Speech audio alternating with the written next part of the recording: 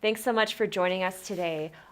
So, real quick, how much are President-elect Trump's proposals a departure from recent administrations?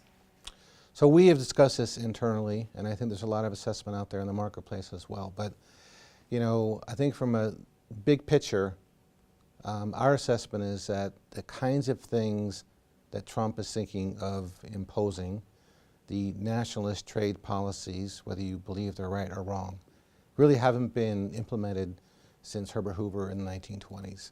So as far as we're concerned, what Trump is proposing to do is a significant departure, almost a radical departure from anything that's been done in recent history. And when it comes to those proposals, what do we know for sure and what's unknown? Okay. Well, I wouldn't purport to know what Donald Trump is going to do. I don't think anyone purports to know what Donald Trump would do. So I think one thing we know is we don't know what he's going to do. He's listed many things that he would do with NAFTA, with the Trans-Pacific Partnership, with currency manipulation with China, imposing tariffs. There's a lot of things that he said he's going to do day one. We don't know whether he's going to actually do any of those. So we don't know. What we do know is that he has a lot of unilateral power as President of the United States to do many of those things without oversight of Congress or anyone else. And so Trump has, as the President of the United States, a tremendous amount of power to engage in tariffs, to impose tariffs, and to materially and significantly affect trade with other countries, including pulling out of NAFTA or asking Congress to review it. But even inside of the existing agreements, he has a lot of power and authority to impose things. What we also don't know is how any of those things will affect individual businesses or necessarily citizens broadly in Idaho and in this country, because we don't know what he's going to do. So I think that everyone needs to hope for the best, prepare for the worst, but ultimately Trump has a lot of power to do a lot of the things that he has said he's going to do. So even though there's a lot we don't know, we do know a lot of businesses trade with Canada and China and Mexico, a lot of the countries that Trump has mentioned specifically. What areas of Idaho's economy might be most affected by renegotiating or tearing up these trade agreements? Well, Idaho is a significant agricultural exporter. And whether you believe in free trade or don't believe in free trade, ultimately free trade agreements do bring a lot of stability to the marketplace, and they do bring a lot of stability to trade with foreign countries. All of the three countries that Trump has identified, Mexico, China, and Canada, are Idaho's largest trading partners. And so I think it's a fair comment that anyone who is engaged in export and or import for that matter should be thinking long and hard about Plan B and examining their options, because we don't know exactly what's going to happen when Trump puts into action the things that he says he's going to do with the countries that are most important to trade with Idaho. Now, is that unique to Idaho, or are all states in a similar boat right now? I would say that all states are more or less in a similar boat. California is a huge rice producer, and we export huge amounts of rice, to China, which seems kind of absurd, but we do. So it's just different commodities, different agricultural, and so I would say generally, most states have some level of export. Depends upon whether it's agriculture or technology or services or in the finance industry. And all those industries are potentially affected by what Trump is proposing to do. For the business owners who are watching right now, what are steps they can take, understanding that there is a lot of volatility and uncertainty? What are steps that they can take right now to prepare for any of these hypothetical changes? Well, because it's so unknown, my recommendation and the firm's recommendation for businesses in general is to focus on three things. The first is that small businesses in particular need to rely heavily on their trade associations. Trade associations are great resources, not only because they have access to information on a daily basis in Washington, D.C., but they all hire lobbyists, and they can potentially affect the outcome of different tariffs or things that Trump is proposing to do.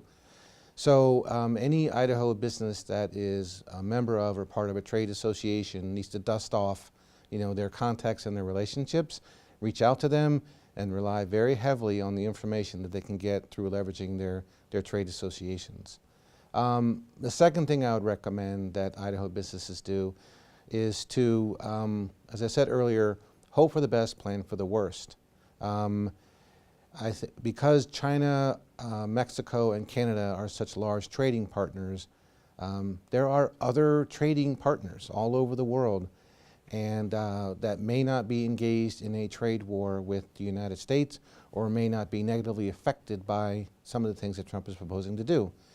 So our recommendation is to look at the business plan and think of Plan Bs, both for importing things and exporting things, so that there are options on the table and they can respond to whatever comes down the pike. The third thing is that most of these export relationships or import relationships are in contracts. And those contracts are going to have pricing and termination provisions and other provisions that go on for many, many years. And so one thing I would encourage Idaho businesses to do in particular is to also dust off those contracts that they maybe haven't looked at for years and they've just been buying and selling, and find out what kind of force majeure clauses are there, what kind of clauses exist to help them potentially either extricate themselves from the contracts or gain leverage to renegotiate them in the event that there are some adverse consequences from things that Trump is proposing to do on trade. So often when we talk about volatility and uncertainty, it's with a cloud of negativity. But is there room for opportunity under these proposals and with this uncertainty? Is there optimism? I think, personally, I'm optimistic, and I think a lot of people are very optimistic. I think that shows in the stock market, if you think that's a bellwether of anything. I think that Trump has said a lot of conflicting things, but I know that from a macroeconomic level, internally he wants to reduce regulations. And rightly or wrongly, more regulations hurt business. And to some extent we need to be regulated, but to some extent we don't need to be regulated. And to the extent Trump intends to pull back on regulations, I think there's grounds for reasonable optimism for a better economy in this country. From a microeconomic level, thinking about potential trade wars, we're so integrated as a worldwide economy, I think it's unlikely that Trump will go to some nuclear option and they'll go completely nationalistic, which is very different from how it was, in the early 1900s. We're so integrated across the globe now that we really just can't be complete isolationist or nationalist. But that's not to say that Trump can't, or the administration can't, do something in particular that would negatively affect an industry or a business in Idaho, or an industry or a business in this country. And like what? well, Trump might choose to make, onions an example. And we export a lot of products, but we export a lot of onions. He might pick onions and say, I'm going to impose tariff on, onion imports from Mexico. And then Mexico says, well, we're going to impose tariffs on onion imports from the United States. And then all of a sudden it becomes a test case of how this thing is going to play out.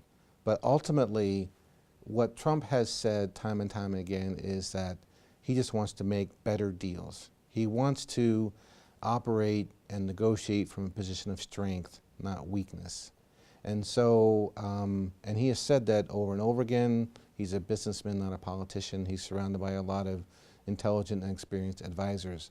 So if Trump follows through on that promise, which is to just negotiate better deals, and he doesn't incinerate, the economy, as a whole, I think there's good grounds for optimism.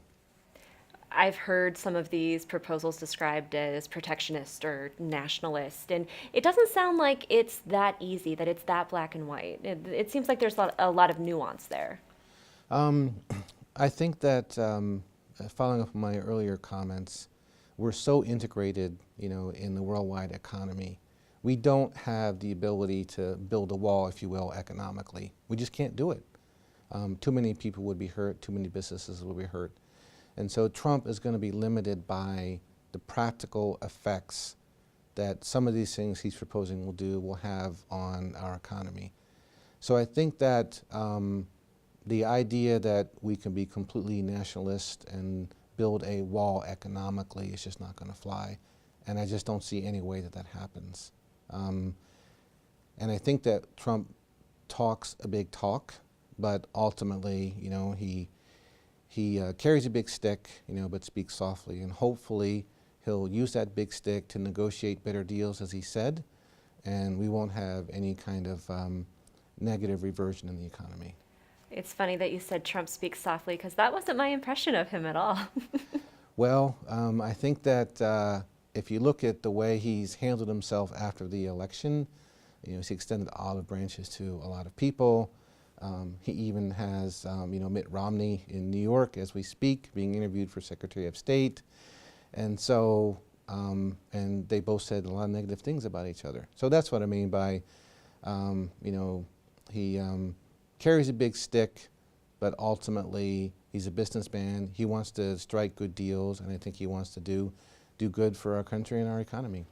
All right. Thank you so much for your time. Oh, you're welcome.